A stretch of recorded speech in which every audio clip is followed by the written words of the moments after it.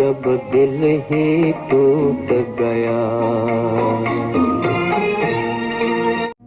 गम थी ये मुस्तकिल कितना नाजुक है दिल, मेरे सपनों की रानी रूही रूही रूही। आज की इस वीडियो में आज बातें होंगी हिंदी फिल्म संगीत संसार के एक महान गायक, बंगला बने न्यारा रहे कुन बाज। ऐसा स्वर जो उस जमाने में संगीत परिदृश्य पर आया जब पार्श्व गायन नन्हे नन्हे कदम बढ़ाते हुए अपने शुरुआती सफर पर था।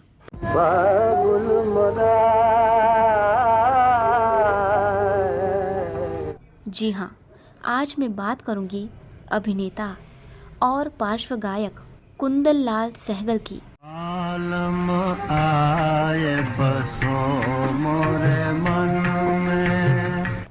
कुंदन लाल सहगल का जन्म 11 अप्रैल 1904 को हुआ था।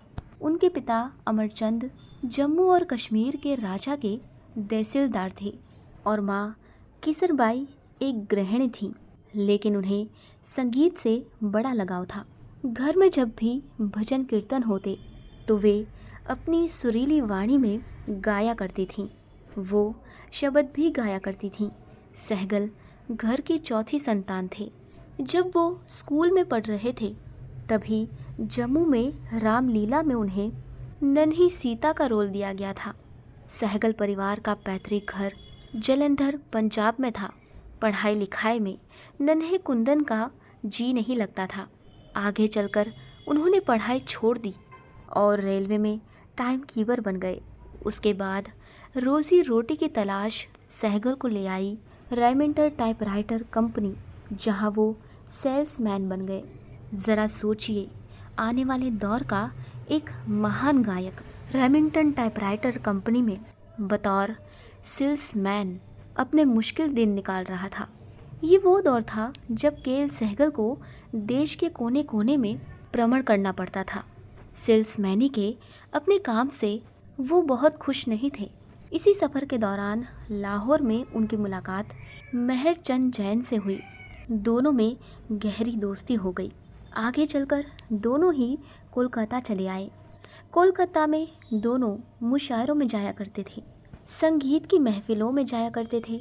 सहगल के इस पुराने दोस्त मेहर चंद्र ने के सहगल को ये राय दी कि संगीत की उनकी प्रतिभा का इस्तेमाल उन्हें सही वक्त पर कर लेना चाहिए। मेहर चंद की प्रेरणा से ही के सहगल ने संगीत की दुनिया में काम ढूंढना शुरू किया।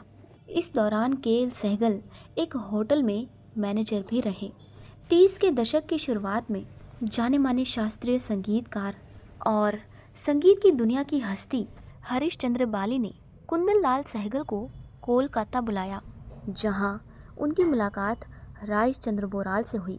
राइस चंद्र बोराल उन दिनों नई प्रतिभाओं को मौका दे रहे थे। के सहगल को फौरन ही बीएन सरकार के न्यू थिएटर्स में 200 रुपये माहवार की तनख्वाह पर रख लिया गया। न्यू थिएटर्स उन दिनों प्रतिभाओं का कर था। तब यहाँ मौजूद थे पंकज मलिक, कैसी डे और पहाड़ी सान्याल जैसे व्यक्तित्व। मैं क्या जानूं क्या जादू है। के सहगल संगीत की दुनिया में हौले हौले अपने कदम आगे बढ़ाने लगे। इन्हीं दिनों में इंडियन ग्रामोफोन कंपनी ने के सहगल के 2 पंजाबी भजनों का एक रिकॉर्ड रिलीज़ किया। संगीतकार थे हरीश चंद्र बाली। इस तरह से हरीश चंद्र बाली के सहगल के पहले संगीतकार बन गए। कुंदन लाल सहगल ने जिस फिल्म में सबसे पहले अभिनय किया वो थी मोहब्बत के आंसू। इसके बाद आई सुबह का सितारा और जिंदा लाश। ये सारी फिल्में सन 1932 में रिलीज़ हुई थी और इन्होंने अच्छा बिजनेस नहीं किया। इन तीनों फिल्मों के पर्दे पर कुंदन लाल सहगल का नाम आया बतौर सहगल कश्मीरी।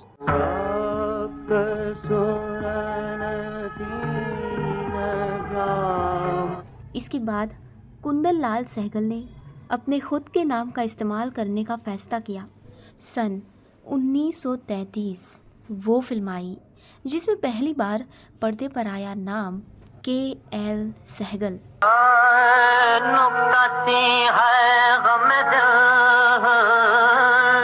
सन 1933 में आई फिल्म पूरन भगत। इस फिल्म के कुंदन लाल सहगल के गाए भजन देश भर में खूब सुने गए।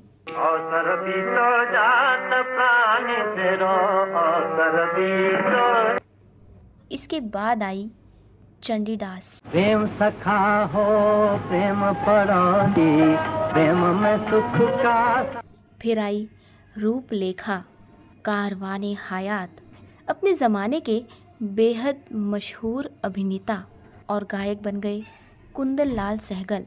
फिल्म संगीत में कुंदन लाल सहगल का क्या मकाम है, ये इस बात से समझा जा सकता है कि लता मंगेशकर अपने बचपन में कुंदन लाल सहगल की इतनी दीवानी थी कि अपने माता पिता से कहा करती थी वो कुंदन लाल सहगल से ही शादी करेंगी। कितनी मासूम थी लता दी की ये नन्ही चाहत।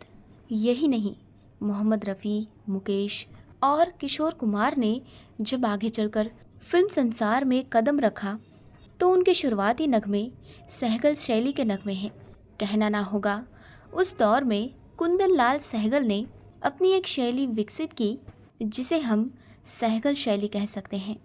सन 1934 में आई कुंदन लाल सहगल के अभिनय और उनके गानों वाली फिल्म चंडीदास।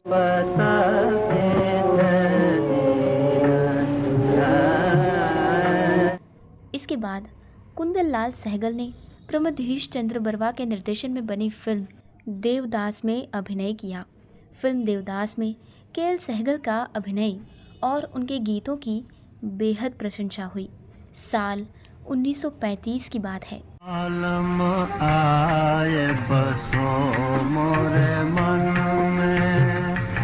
कुंदन लाल सहगल ने कुल 7 बांग्ला फिल्मों में काम किया था। ये फिल्में न्यू थिएटर्स के बैनर तले बनी थी।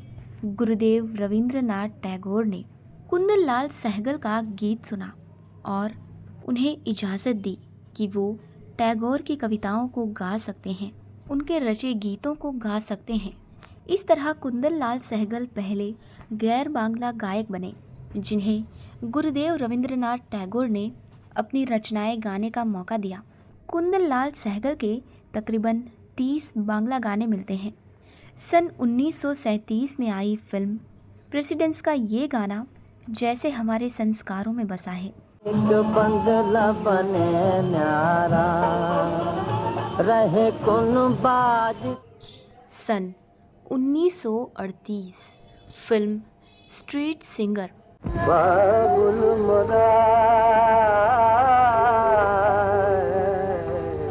दिसंबर 1941 में कुंदन लाल सहगल कोलकाता से बम्बई आ गए।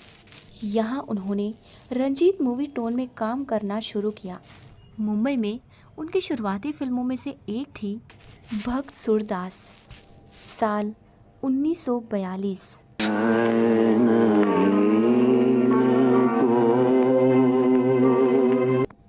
तानसेन साल 1947। फिल्म तानसेन में राग दीपक पर आधारित कुंदन लाल सहगल का ये गीत आज भी संगीत के अध्येताओं के लिए एक अनमोल रचना है।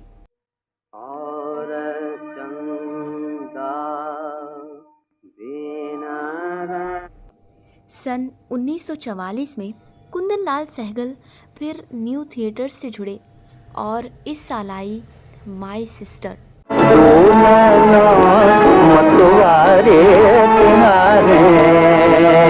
सन 1947 में आई फिल्म परवाना कुंदन लाल सहगल की आखिरी फिल्म थी। इस फिल्म में उन्होंने ख्वाजा खुर्शीद अनवर के निर्देशन में गाया।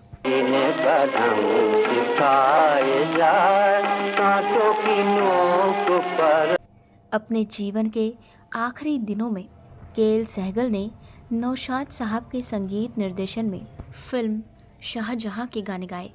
ये वो फिल्म है जिसके ज़रिए गीतकार मजरूर सुल्तानपुरी ने अपना फिल्मी सफ़र भी शुरू किया था। जाने माने संगीतकार नौशाद ने कुंदन लाल सहगल को याद करते हुए उन्होंने अपने एक इंटरव्यू में कहा था, कुंदन लाल सहगल अपनी शोहरत की चरम पर थे, लेकिन उनका एक बुरा शौक था और वो शौक था शराब, जिसने उनकी सेहत पर असर डालना शुरू कर दिया था। कुंदन लाल सहगल की सेहत लगातार गिरती चली जा रही थी। वो अपने पैतृक शहर जालंधर आए हुए थे, जहां 18 जनवरी 1947 को 42 साल की उम्र में केएल सहगल ने इस फानी दुनिया को अलविदा कह दिया। अपनी ज़िंदगी में कुंदन लाल सहगल ने सिर्फ 36 फिल्मों में काम किया। इनमें से 28 हिंदी की थीं, 7 बांग्ला की और 1 तमिल फिल्म थी। कुंदन लाल सहगल ने सिर्फ फिल्मों में ही नहीं गाया, बल्कि उन्होंने बहुत सारी गैर फिल्मी रचनाएं भी गाईं। उनके तकरीबन 47 गैर फिल्मी गीत, गज़ल और भजन हैं। कुंदन लाल सहगल भारतीय पार्श्व गायकी के सफ़र के मील के पत्थर हैं, एक लाइट हाउस जो हमें हमेशा रोशनी देते रहेंगे। वही जिंदगी, वही मरहले, वही कारवा, वही रास्ते। वही जिंदगी, वही मरहले, वही कारवा, वही रास्ते, मगर अपने अपने मुकाम पर, कभी तुम नहीं, कभी हम नहीं।